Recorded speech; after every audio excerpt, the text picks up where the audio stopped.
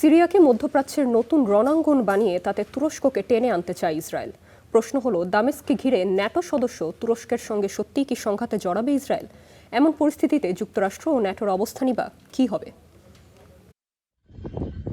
Gaza, Iran আর লেবাননের পর এবার সিরিয়ার সাথে উত্তেজনা বাড়াচ্ছেন ইসরায়েলের প্রধানমন্ত্রী নেতানিয়াহু, যাকে ইচ্ছাকৃত এবং বোকামিপূর্ণ বলছেন স্বয়ং দেশটির সাবেক প্রধানমন্ত্রী এহুদ বারাকের মতো রাজনীতিকরা। কিন্তু কেন সিরিয়ার সাথে ইসরায়েলের এই শত্রুতা?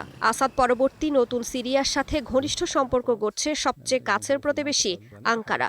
এই সম্পর্ক নিরাপত্তা সহযোগিতার।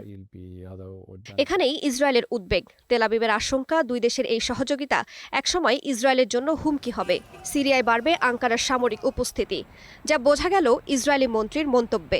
ইসরায়েল তুরস্কের সঙ্গে উত্তেজনা বাড়াতে চায় না, কিন্তু সিরিয়ায় তুরস্কের কোনো সামরিক ঘাঁটি প্রতিষ্ঠা আমরা মেনে নেব না।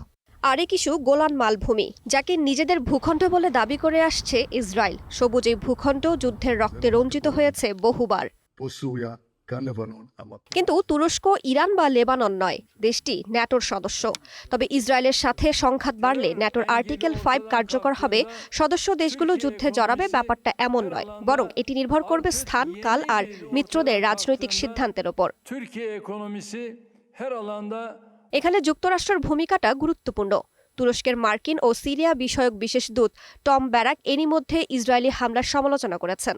সংঘাত এড়াতে ওয়াশিংটন কাজ করছে বলে তিনি জানান। ইরান যুদ্ধের চাপে থাকা যুক্তরাষ্ট্র তুরস্ক ইসরায়েল উত্তেজনা বাড়তে দেওয়ার চেয়ে নিয়ন্ত্রণেই বেশি আগ্রহী। রাইসা জান্নাত, স্টার নিউজ।